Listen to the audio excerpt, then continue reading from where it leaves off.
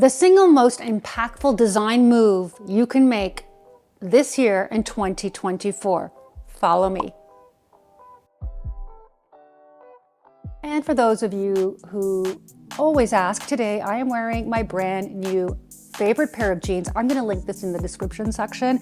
I can't tell you how well these fit. They are very flattering and I just love the color. They come in many different colors.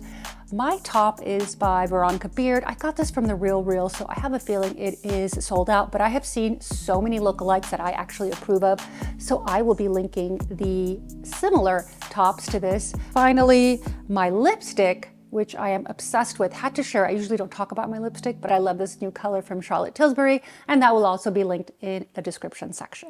I've said it before, I'm gonna say it again.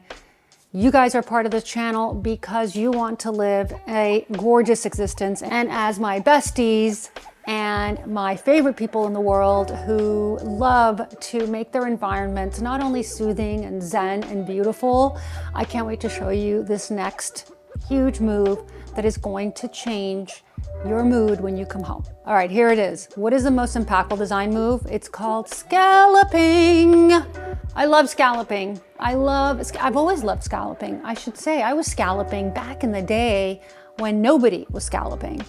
I was doing scalloped edges on baby bedding when I had a children's store. So this was a lifetime ago. But look at this beautiful headboard. Now this headboard is the bomb. We talked about this in last week's episode, but I had to bring it up because you'll see why. We're gonna get into it in this video. But first, if you guys want any advice from me, whether it be paint color, layout, whatever, I'm here for you. And I have loved meeting every single one of you. So if you want to quickly chat with me regarding business advice, interior design advice, life advice, anything, I don't stop talking, by the way. I'm a big chitty chatter, can you tell? Anyway, you can definitely book a meeting with me by clicking the link Zoom below in the description section. Let's not forget the subscription, guys. 70% of you, more than 70% of you watch this channel without subscribing. That's not nice. So I'm gonna ask you, beg you, in fact, to get to 100,000.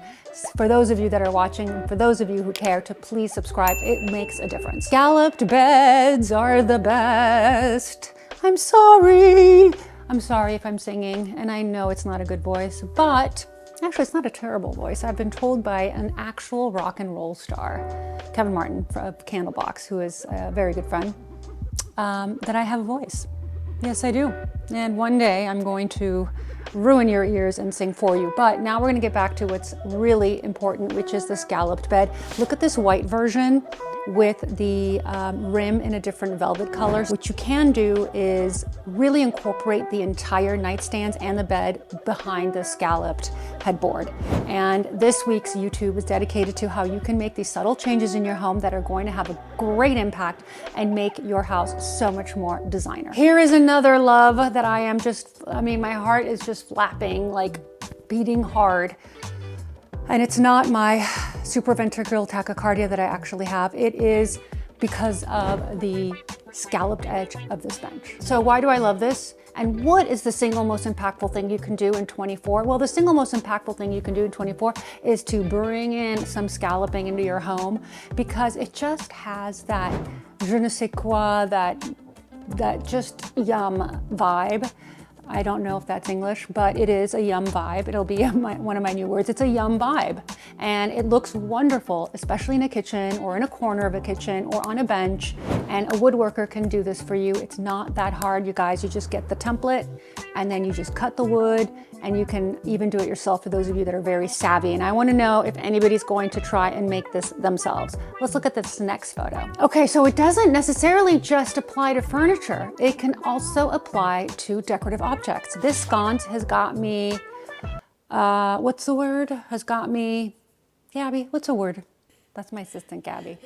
I'm putting her on the spot. Speechless is the word, actually. It's making me speechless because I cannot come up with a word that defines the sconce better than absolutely just showing it to you. Look at also the candlestick that's in this photo. So again, playing with objects, playing with shapes of objects. Shapes of objects, geometry in design is huge, has always been and will always be. Think about mid-century design, it really is geometry at its finest. And so the scalloped edge is something that you're gonna see in 24 that I love, that a lot of people are incorporating into their homes. It can also be applied to windows. Now, of course, you must have a home that has history, but imagine if you have a Tudor home or a home of that period and somehow you could incorporate scalloping into your windows. And if not, you could also do it, as you can see in this photo. It's not necessarily scalloped, but we're talking about interesting geometric shapes that could be carved into furniture and can be carved into your bookcase. So if you're at a loss as to what to do with a built-in and you just want to put a panel on it that's interesting, this is a great way to incorporate it. Another aha moment, the mini bench scalloping. Oh my God, it's so cute. It's like a baby scallop. The baby scallop is so much nicer than a straight edge. It just brings so much intrigue and interest, and it just levels it up. You could put 2 Amazon sconces and then do a bench like that, and it's $1 million.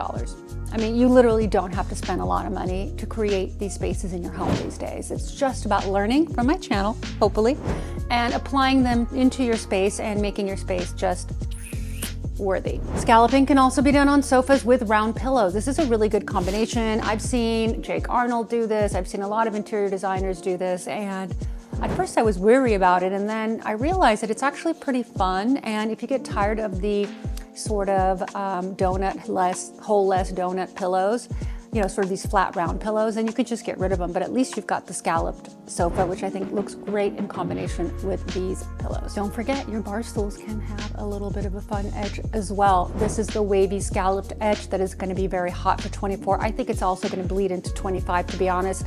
And I know what you guys are going to say. Don't say it. I heard it already. We shouldn't design our homes according to trends. And I'm not saying we should design our homes according to trends. I'm just talking about what speaks to me, what I love, what piques my interest, and what interior designers are doing, so that perhaps if you felt like it, you could do it. But there is no wrong or right in interior design, as you guys may know, other than the basic principles, which we've talked about, which I will continue to talk about. But when it comes to introducing things that are fun, I always apply the 70-30 rule. You want to keep 70% of what you have consistent, classic, timeless, and then you can have 30% of fun in decorative items that you can toss once they become too ubiquitous. And here is my sitting area in my bedroom. I have that beautiful chair, which I will link in the description section. And that chair has the scalloped edge. And by the way, when I'm looking at it from the back, it looks very interesting because my bed essentially is to the right of that. So when I'm looking into my sitting area, all I see is the back of the chair, and I love it. So it has a lot of value bringing in these things, because from different angles, you're going to have a different perspective in your home. It doesn't necessarily have to be something that's upholstered or wood. It can also be art. This is a great way to introduce a little bit of whimsy into your home, a little bit of softness.